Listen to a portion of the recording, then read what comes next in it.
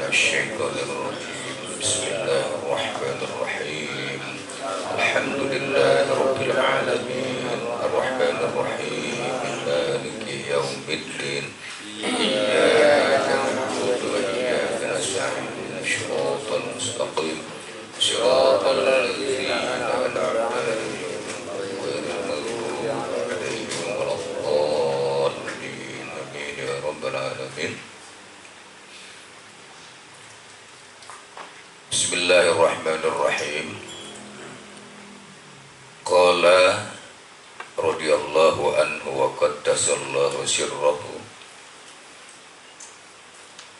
Ya nasiyal haqq la budda min liqa'illahi ta'ala. Halaman 262 terusan yang kemarin tengah ya. Bismillahirrahmanirrahim. Sekaya angin masukkan.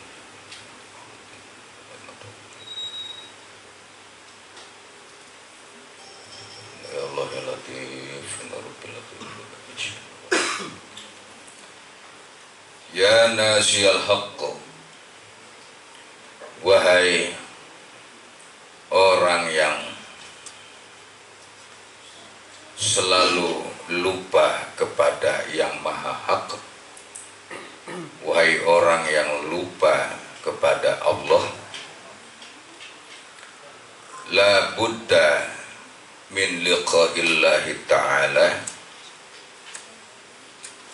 sudah menjadi suatu kepastian ya, mesti min liqa'illahi ta'ala, berjumpa alias bertemu kepada Allah subhanahu wa ta'ala.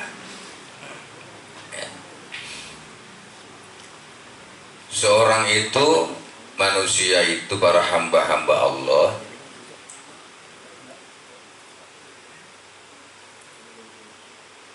yang selalu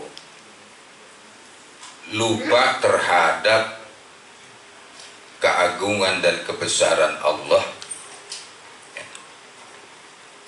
Nah ini menjadi sebuah tolak ukur ya bagi kita,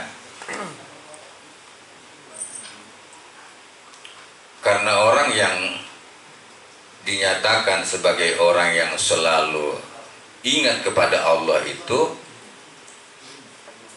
ada tahapan-tahapan tertentu. Yang pertama adalah orang itu selalu berdiri di syariatnya Allah subhanahu wa ta'ala, selalu berdiri di situ. Artinya tidak keluar dari jalur syariat. Tetap apapun yang terjadi, sehat maupun tidak sehat, suka maupun duka, tetap berada di jalur syariat agama Allah. Nah ini adalah orang yang dinamakan istiqomah ya. Selalu istiqomah, berdiri tegak ya di jalur agama Allah. Dia nggak peduli kondisi dirinya bagaimana, kondisi ekonominya bagaimana, kondisi negaranya bagaimana, tapi dia tetap berdiri ya di jalur agama Allah. Tidak terpengaruh. Waktunya sholat dia sholat ya, nggak pernah dia tinggalkan dalam kondisi sulit macam apapun. Sampai dalam keadaan sakit yang seolah dia itu nggak bisa bergerak, tetap dia itu sholat, gitu ya. Sholat apanya tadi? Yaitu sholat hatinya, sholat kolbunya, ada di dalam hatinya, menghadap kepada Allah. Karena pernah kami sampaikan bahwa syariat di dalam sholat di dalam syariat itu sesuai dengan syarat dan rukunnya. Salah satu di antara rukunnya adalah ya mustaqbilal kiblah, kita menghadap ke kiblat, menghadap ke Ka'bah. Itu syariatnya. Tapi pada hakikatnya Walaupun fisik itu menghadap ke Ka'bah, menghadap ke kiblat, tapi hati itu menghadap kepada Allah Subhanahu wa taala. Nah, itu ya. Itu yang sesungguhnya. Kalau kita itu fisik doang menghadap ke kiblat, tapi hati kita ngadepnya kemana saja? Menghadapnya kemana saja, belum menghadap kepada Allah. Makanya kita masih belajar ya, masih belajar terus di dalam masalah hubungan kita kepada Allah. Belajar terus. Bagi mereka bukan di saat sholat saja, sampai pada nanti hikmah sholat itu ya, selalu dia realisasikan ya, dia aplikasikan di dalam setiap suasana dan kondisi. Tetap hati itu menghadap kepada Allah, walaupun gak sholat menghadap kepada Allah.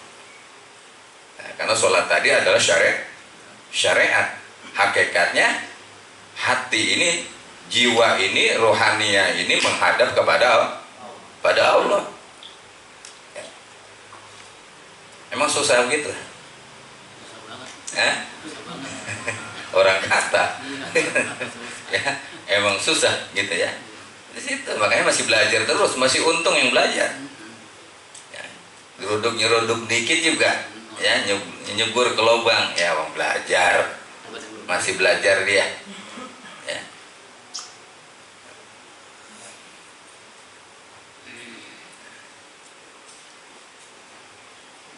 Itu, ya, secara hakikatnya seperti itu.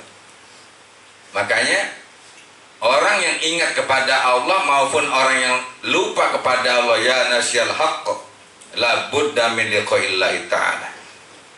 Wahai orang yang lupa kepada Allah, ya, mesti ya, kamu itu berjumpa kepada Allah. Mesti berjumpa. Jangan lupa mulu.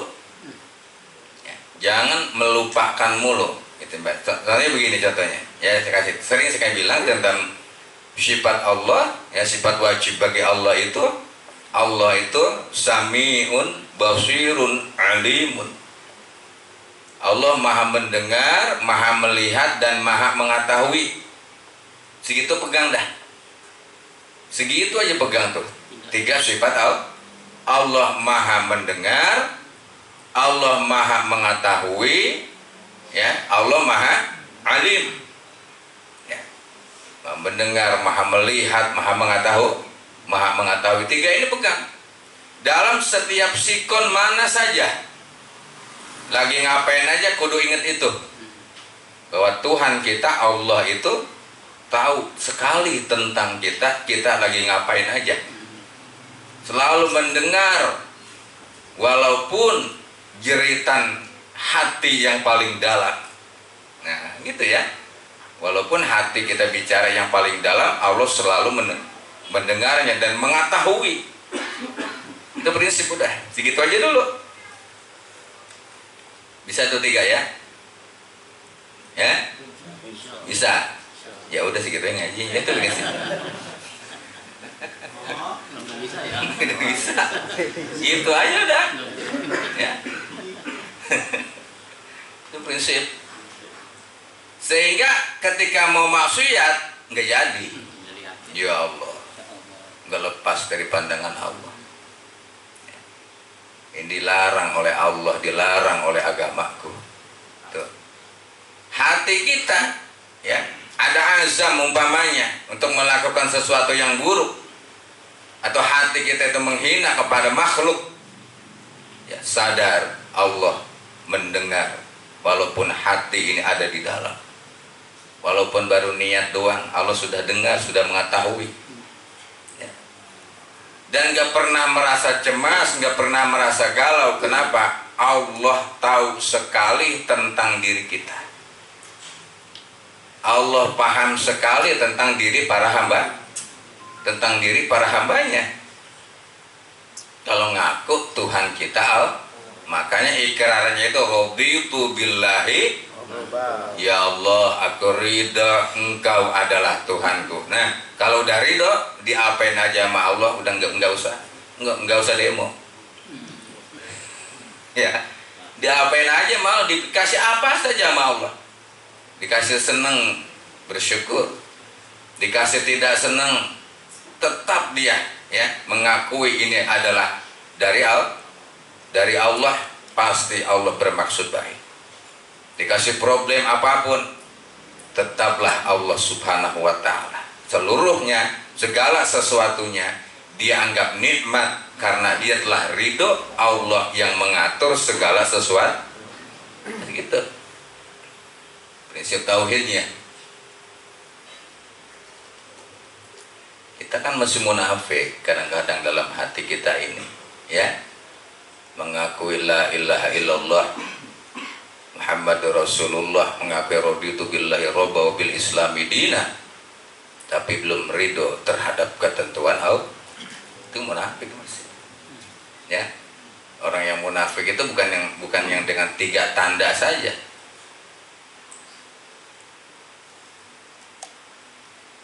Makanya biasakan Rasulullah, barang siapa yang sholat 2 rakaat, ya, sholat 2 rakaat, sholat duha, pada rakaat pertama setelah Fatihah dia baca surah Al-Kafirun. Pada rakaat kedua sudah Al-Fatihah dia baca suratul Ikhlas. Ya. Orang yang senantiasa continue seperti itu, sholat duha ya, sholat sunnah, dia nggak pernah tinggal tuh kulhu ama kuliah ama kulhu, nggak pernah tinggal, emang apalnya itu doang. Itu paling enak bacaan itu ya. Iya. Rasulullah, barang siapa yang lazim seperti itu, baro aminan nifaq, ya, dia itu termasuk orang dibebaskan oleh Allah dari catatan golongan orang yang munafik. Bebasin. Terus tapi ya terus menerus. Apa hikmahnya? Hikmahnya dari bacaan-bacaan tadi, bilang kita itu kepada Allah, hai orang kafir, ya, la a'budu ma ta'budun, aku nggak bakalan menyembah apa yang kalian sembah selama-lamanya. Udah tuh.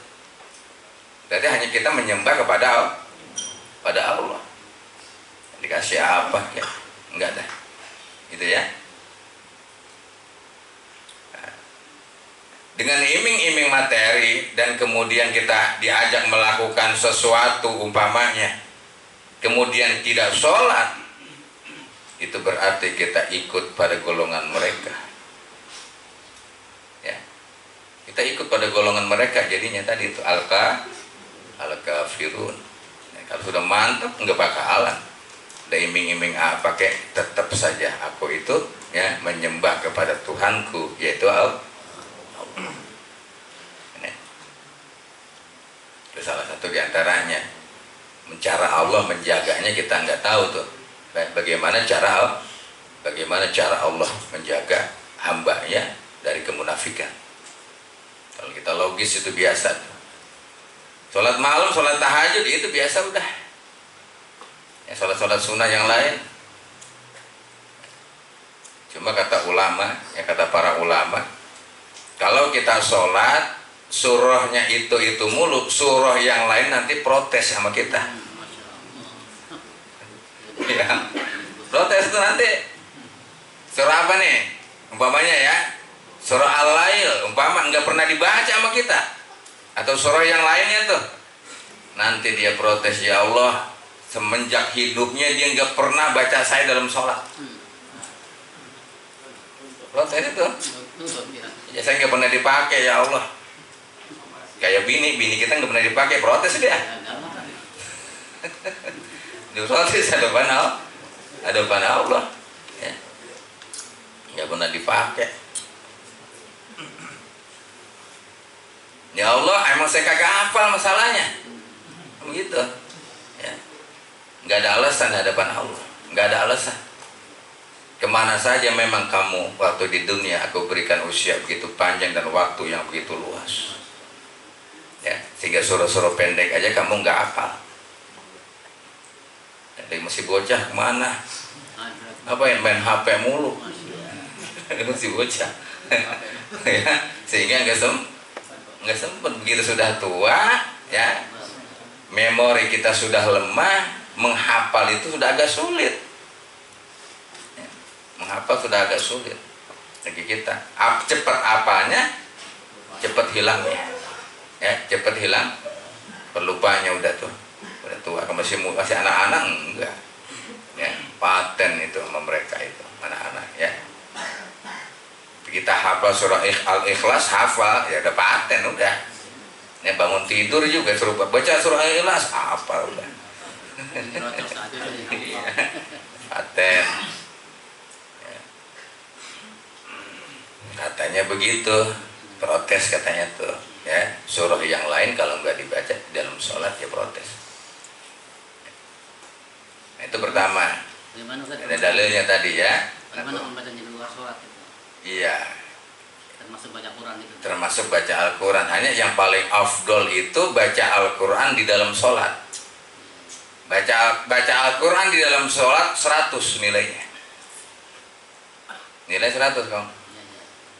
Baca Al-Quran punya wudhu di luar sholat, ya, 50 nilainya. Tapi punya wudhu. Baca Al-Quran di luar sholat nggak punya wudhu, nilainya 10. Itu nggak punya wudhu kita. Tapi baca Al-Quran memang sudah hafal kan, ya, sudah hafal itu 10. Masih dapat aja. Iya, satu hurufnya itu, ya, satu hurufnya 10. Bacanya bagaimana caranya, kan sering gitu kan, ya. Sampai ada orang yang megang Al-Quran kecil, sambil dia baca surah apa, Yasin umpamanya, setelah Fatihah baca Yasin, ya.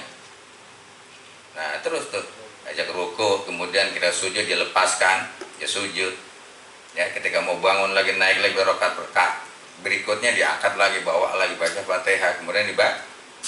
Nah yang paling praktis itu adalah bikin yang begitu tuh, ya, apa namanya, meja, ya, meja seperti itu tuh di depan kita. Kita beli Al-Quran yang agak besar, berikan lampu, ya, cahaya. Pada rakaat pertama sesudah Fatihah ini dia kita buka Suratul Baqarah, ya, 1 halaman. Rakaat kedua berarti 2 halaman. Assalamualaikum warahmatullahi wabarakatuh. Assalamualaikum warahmatullahi wabarakatuh. Lagi, sholat lagi, ya. Tuh. Sholatnya selesai, Al-Qur'annya selesai. Ngomong gitu, ya. Enak tuh, kasih ukuran, jangan sampai di saat kita ruku itu pala kita kejedot, jangan. Ini ada ukurannya tuh, karena itu pas pendirian kita bisa melihat kita itu bacaannya. Itu paling top itu udah. Ya, baca Al-Quran di dalam sholat. Dan konsen itu, ya, konsen pikiran nggak kemana-mana. Karena konsen tadi bacaan Al-Quran, konsen tuh, nggak mikirin yang lain udah, ya. Dan ketiup angin kagok bacaan mah tadi.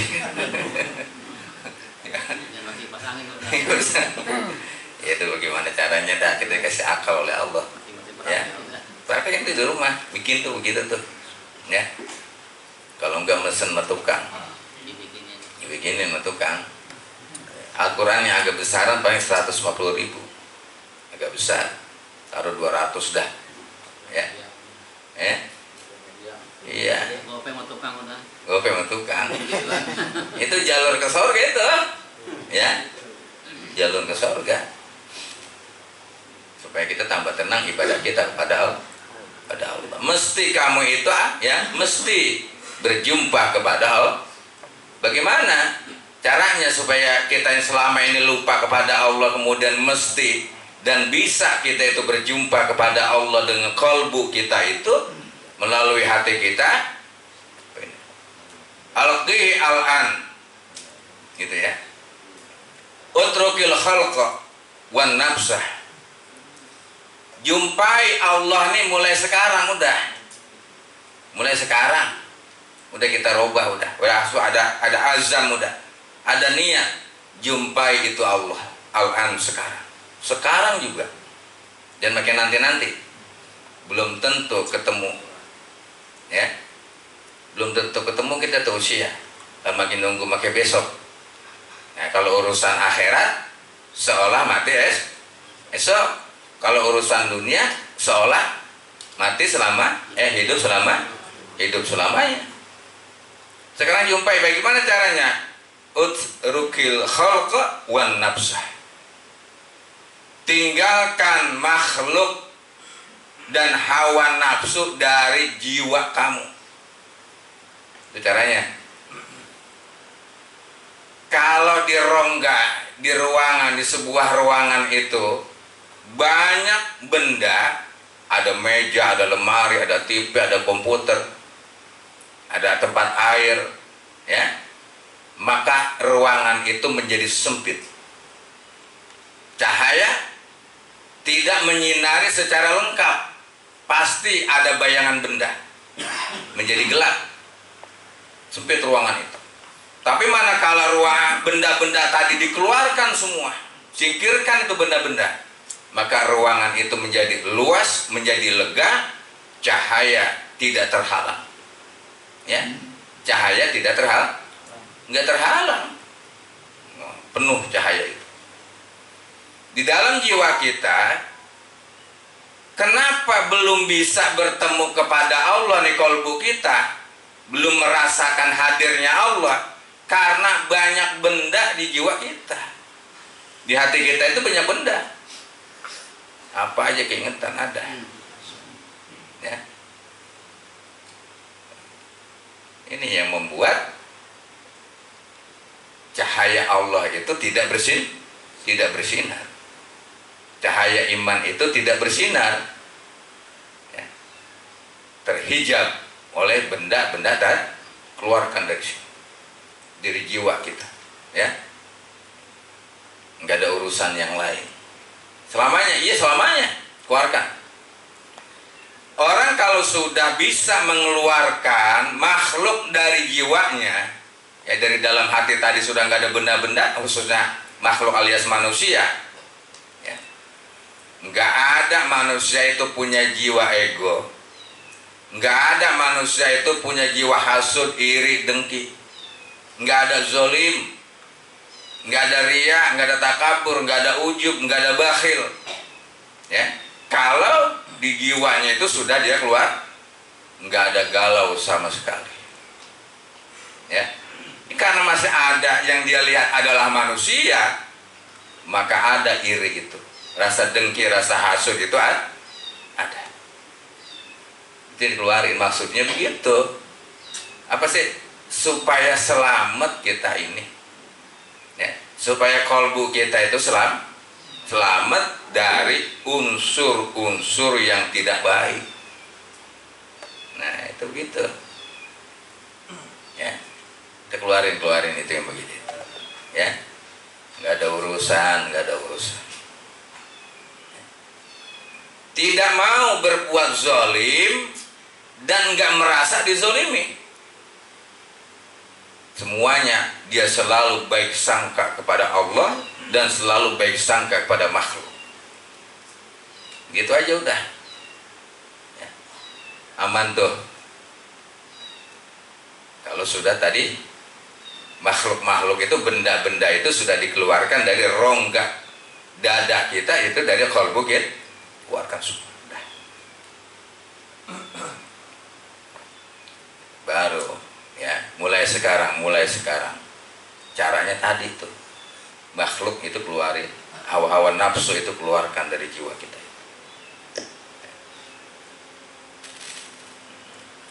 Qad amantal haqq.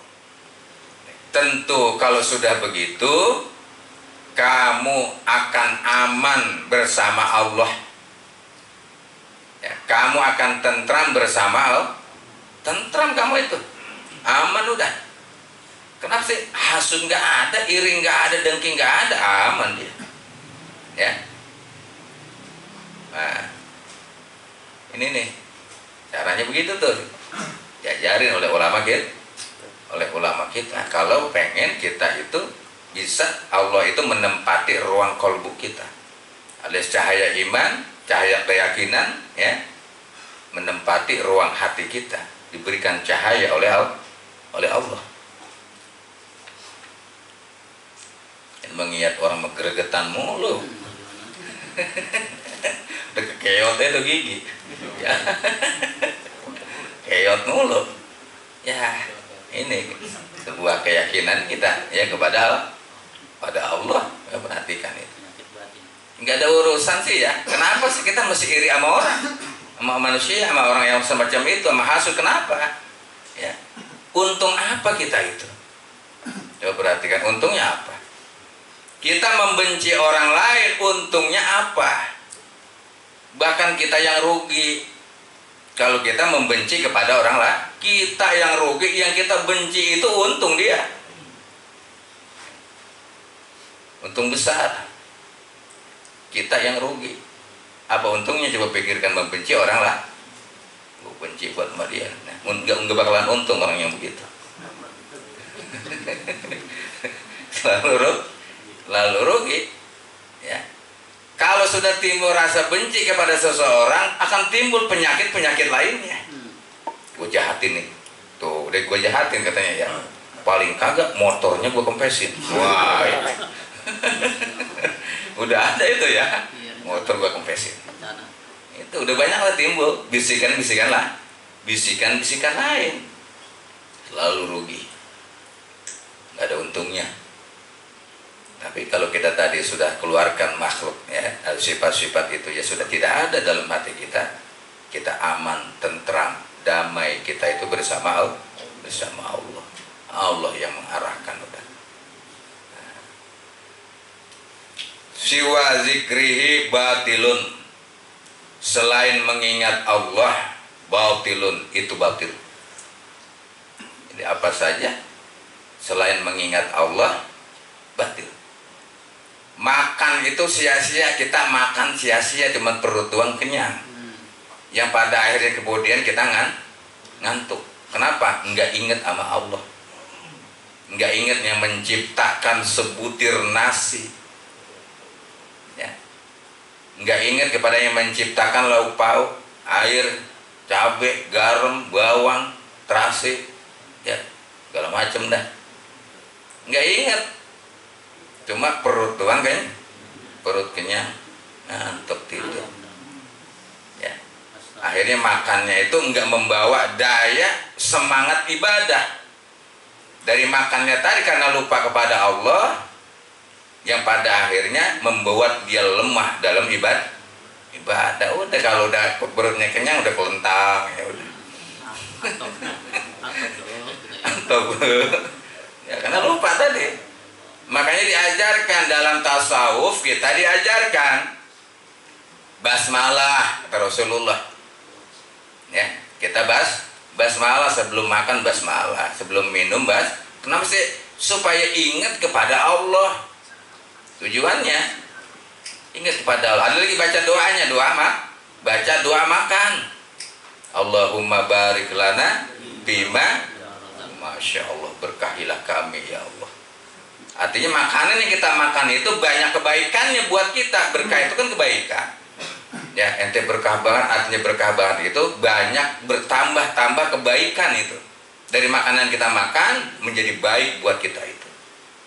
Waqina azabannar, jauhkanlah kami dari racun-racun yang ada di makanan itu, yang membawa dampak negatif. Waqina azabannar, jauhkanlah kami dari azab neraka. Azab neraka ini membawa kesengsaraan. Dari makanan juga bisa azab benar, ya. Banyak timbul berbagai macam penyakit. Begitu timbul berbagai macam penyakit, pada akhirnya, ya, salah jalurnya, bukan malah mengingat kepada Allah, malah jauh dari Allah.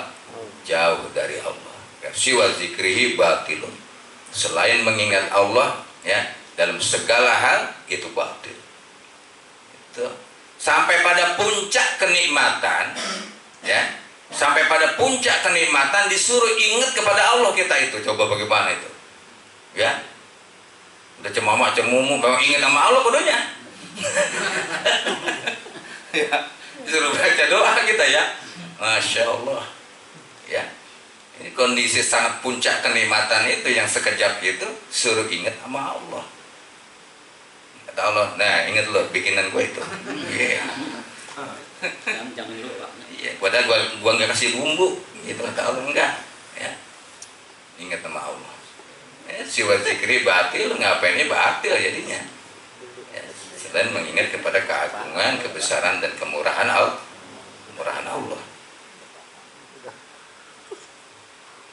Emang ngaji begini salah apa kagak sih ini? Ya, jauh renungkan dan pikirkan ya, emang ngaji begini salah? Kagak salah, memang mengarahkan kolbu, mengelola hati kita supaya selalu ingat kepada Allah ya. Siapa bilang ini ngaji ketinggian mau soal di loteng. Ya, ketinggian dah awal sana. Emang begini ajaran Islam, mengajarkan kepada kita kan akhlak. Rasulullah diutus yang paling pertama diperbaiki adalah akhlak, bukan Islam, bukan syariat, akhlak dulu yang diperbaiki. Kalau udah begitu baru ya tentang siwal ilmi bihi batilun, selain mengenal Allah, selain ilmu bihi kepada Allah, batilun itu batil ya. Mempelajari selain ilmu, belajar ilmu selain tujuan untuk ibadah, pendekatan diri dan merapikan hubungan kita kepada Allah, itu batal ya. Kalau ilmunya Allah itu tidak, setelah kita dapat, tidak mengarahkan kepada mendorong hawa nafsu yang pada akhirnya merasa hebat. Itu ilmunya Allah enggak begitu ya. Ilmunya Allah itu yang kita dapat justru membuat kita selalu tunduk dan sujud ya, merasa rendah hati, merasa nggak punya apa-apa, merasa doif, merasa fakir, merasa jahil. Ini ilmu tuh begitu ya. Nggak mendorong, malah sesuatu yang mafsadat, tapi selalu membawa maslahat. Selain ilmu yang mengarahkan untuk mengenal Allah itu batil. Ada ilmu nafi'u, ilmu yang manfaat itu adalah ya, ilmu yang membuat kamu bertambah ibadah kamu dan taat kamu kepada Allah. Itu ilmu yang manfaat, ilmu yang berkah, bukan malah jauh dari Allah.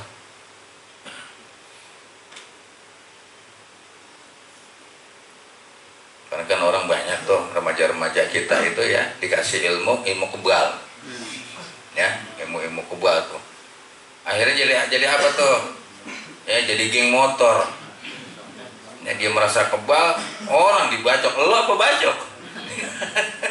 Ya, orang dibacok sama dia. Nah, orang kayak belajar ilmu kebal, ente bacok diri ente itu, jadi orang lain dibacok. Itu kan arahannya udah gak bagus begitu ya. Kullu muamalatin li ghairihi khasyiratun, segala muamalah, bentuk muamalah ya, selain li ghairihi, selain kepada Allah, selain bukan bertujuan untuk menegakkan agama Allah, selain di jalan Allah, khasyiratun itu merugi. Muamalah kita nih, kita muamalah, urusan bisnis, urusan usaha, urusan kerja, semuanya ya, li ghairihi, kalau tanpa didasari takwa kepada Allah, modal utamanya rugi besar.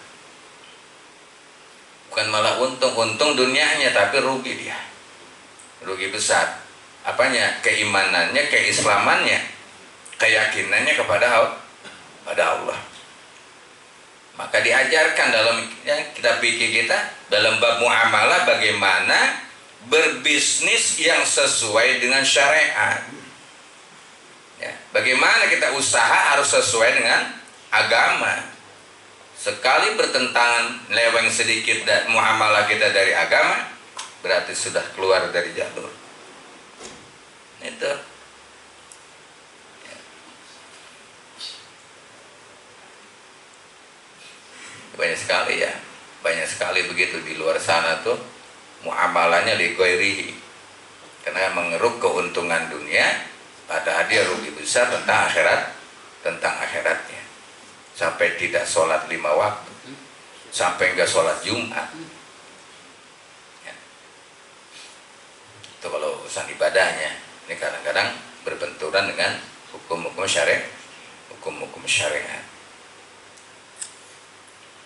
Talibud dunya kasirun wa talibul akhirat qalilun wa talibul haqq azza wa jalla qalilun. Yang mencari duniawi kasirun banyak banget. Yang tok mencari dunia di permukaan bumi ini banyak sekali. Tujuannya cuma dunia doang yang ingin dia kumpulkan. Tidak bertujuan dalam rangka meninggikan agama Allah. Kita diperintah dalam syariat mencari nafkah. Cari dunia silakan, tapi apa tujuannya? Tujuannya pertama adalah menunaikan perintah Allah, dan yang kedua adalah meninggikan kalimatillah, ya, meninggikan agama Allah. Kalau kita jadi orang hebat, pengusaha besar, jangan lupa agama. Itu mestinya, ya.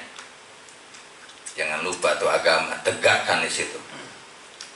Kita akan bangga kalau melihat umat Islam itu usahanya maju, ya, kendaraannya mewah, istrinya cantik-cantik. Kan hunna, perempuan kan hunna itu bentuknya.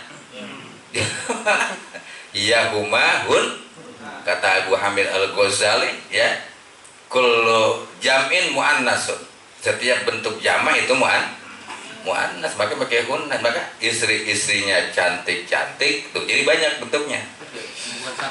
Ya, buat ya, kita bangga melihatnya, seneng gitu ya, senang di masjid ya, berderet mobil-mobil mewah tuh, hebat Islam kelihatannya. Ya. Begitu kudunya tujuannya, ya. Ya kadang-kadang ya saudara kita itu ya, pada ganteng-ganteng, pada cantik-cantik, pada pakai jilbab, bawa mobil mewah, ya. Seneng lihatnya gitu, ya. Orang kalau udah banyak harta mau udah cakep aja, ya, pun jelek juga, ya. Di poslen cakep udah, ya. Nah, ini kebanyakan sebagian besar orang hanya mencari duniawi saja, ya, tidak mencari akhirat, tidak mencari bagaimana dia menegakkan agama Allah, dan nggak peduli bagaimana cara mendapatkan materi itu, nggak peduli, baik halal ataupun haram, ya, nggak masalah sama mereka, menghalalkan berbagai macam cara. Nah ini, ya, mencari kehebatan dunianya, mencari jabatannya, ya, tidak peduli itu halal atau haram, ya. Kebanyakan kebanyakannya begitu di muka bumi ini sekarang.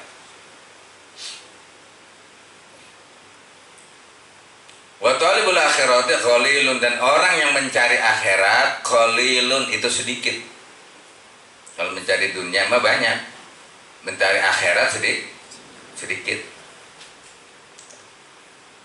Talibul haqq azza wa jalla qalilun.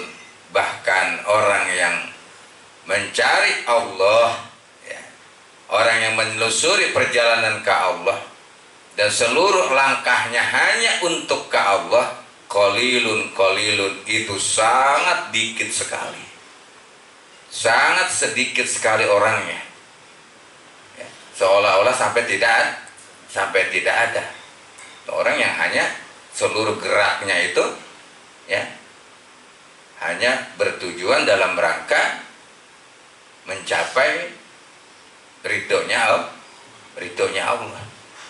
Bukan karena Allah ridho sama dia, yang penting Allah ridho, harus seneng gitu kan udah. Nih, masya Allah, ya orang mencari Allah itu, mencari akhirat itu, ya. Sampai ayat-ayat Allah, ya, bacaan istighfar, bacaan tasbih, bacaan wiridnya, bacaan sholawatnya kan benar semua itu. Sholatnya, sunnahnya, ya, baik siang maupun malam, bahkan puasanya, baca Al-Qurannya adalah untuk dirinya, bukan untuk Allah. Nah ini, makanya sedikit sekali orang yang segala sesuatunya hanya kepada Allah, hanya untuk Allah. Sedikit sekali itu. Bisa dihitung jari. Iya, ya istighfar sehari 300 supaya rezekinya gampang. Kan buat dia itu. Iya. Baca sholawat ini, ya, baca sholawat Sajaratun Nuqud. Wah, ada sholawat Sajaratun Nuqud namanya, pohon duit. Ya, itu pohon duit tuh. Mau ngamalinnya gampang, sholawatnya Ba'da Isya dibaca cuma 400 terus rutin. Ya, besok pindahin pohon jarak. Sajaratun Nuqud itu, Sajaratun Nuqud pohon jarak, Bukan pohon duit. bukan pohon duit. Itu pindahin juga pohon jaraknya, ya, jadi duit. Pakai rikman. Iya.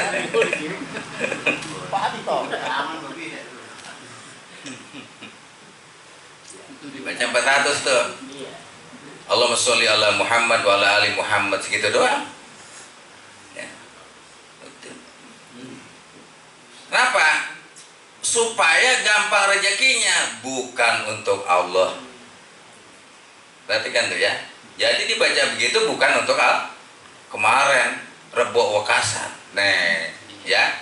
Wah, begitu Rebo Wekasan orang banyak yang berdoa.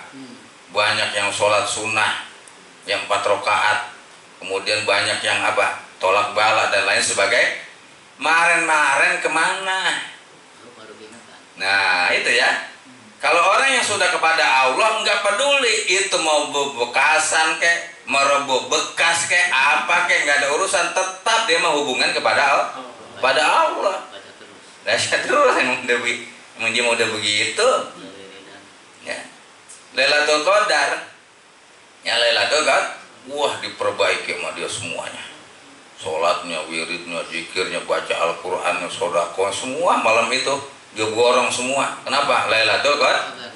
Orang yang memang sudah ibadah sama Allah mah nggak peduli Lailatul Qadar, kapanpun dia. Begitu mestinya. Ini dinamakan thalibul haq qalilun qal. Sedikit sekali orang yang betul-betul kepada Allah. Semua bentuknya yang lain tadi itu mereka mah untuk dirinya semua, bukan untuk Allah. Kalau umum silahkan saja. Ini ya, jalur umum tuh memang begitu, jalur umum mah. Ya, kalau ada keistimewaan malam yang istimewa baru. Ya. Kalau jalur khusus orang yang khawas, jalurnya jalur khusus, nggak peduli. Mau malam biasa kayak malam khusus kayak apa, kayak kamu hubungan sama Allah tetap. Ya. Nggak ada urusan. Bapaknya Pak, nggak ada harapan apa-apa, dia cuma pengabdian dia kepada ibadah dia kepada Allah.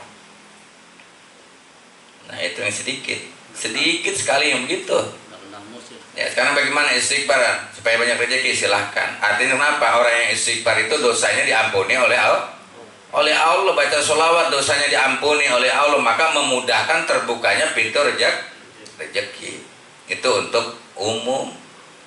Ya, silahkan aja saya mau ambil umum nggak apa-apa, terus biasakan, nanti juga yang itu menjadi hilang. Ya, karena semuanya proses semuanya. Tapi belajar terus, kalau nggak belajar mendekem di situ aja. Ya, kalau nggak belajar dekemnya di situ aja udah, nggak pindah-pindah udah. Ya. Ini kudu belajar. Nah, orang mencarinya kepada Allah tuh langka sekali orangnya. Ya. Wujuduhu kadamihi, adanya dia seperti tiada. Kenapa adanya dia seperti tiada? Banyak orang yang nggak tahu. Ya, kita kan nggak tahu nih ya, siapa kita nggak ada yang tahu. Di masyarakat kita yang begitu kita nggak ada yang tahu. Ya.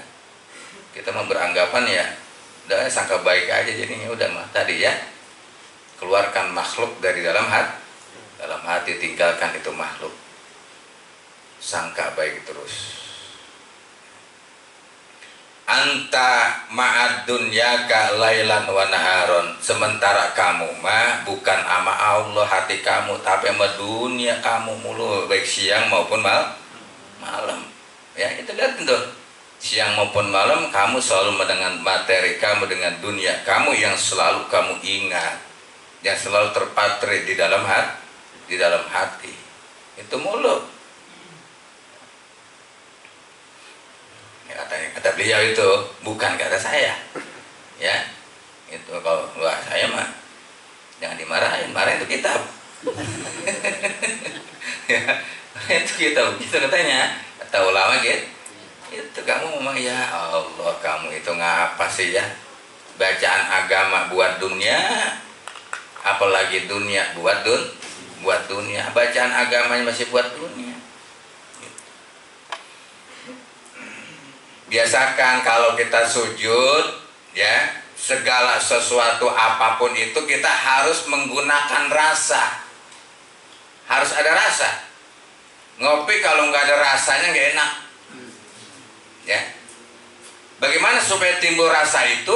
Harus ada rasa simpatik paling pertama. Dari rasa simpati timbul rasa cinta. Begitu ada rasa cinta, maka ada rasa. Kalau nggak ada cinta, nggak ada rasa. Sujud, cinta kepada Allah. Rasanya sujud itu bagaimana? Kita sujud kepada Allah. Nah, itu timbulkan rasa cinta tadi. Dari kemurahan Allah. Saya bilang begini. Seorang suami istri, dia berhubungan. Karena didasari oleh rasa cinta, maka ada rasa bahagia, rasa mesra rasanya, ya, karena ada dasar saling mencintai. Kemudian ada laki-laki dengan wanita yang tanpa dilandasi oleh rasa cinta, cuma dibayar doang tumpuan, nggak ada rasa mesra, nggak ada rasa senang, nggak ada rasa bahagia, ya, bukan gelisah, ya. Ya cuma begitu aja, nggak bercumbunya bukan atas rasa kemesraan, karena nggak ada rasa cinta. Kalau kita sama istri kita, walaupun masya Allah, ya bercumbunya ada rasa mesra, ada rasa seneng, ada rasa sayang. Ya, kalau sama perempuan lain kita beli, ya kita beli tuh ya, itu nggak ada rasa sayang, nggak ada rasa mesra, nggak ada rasa itu enggak.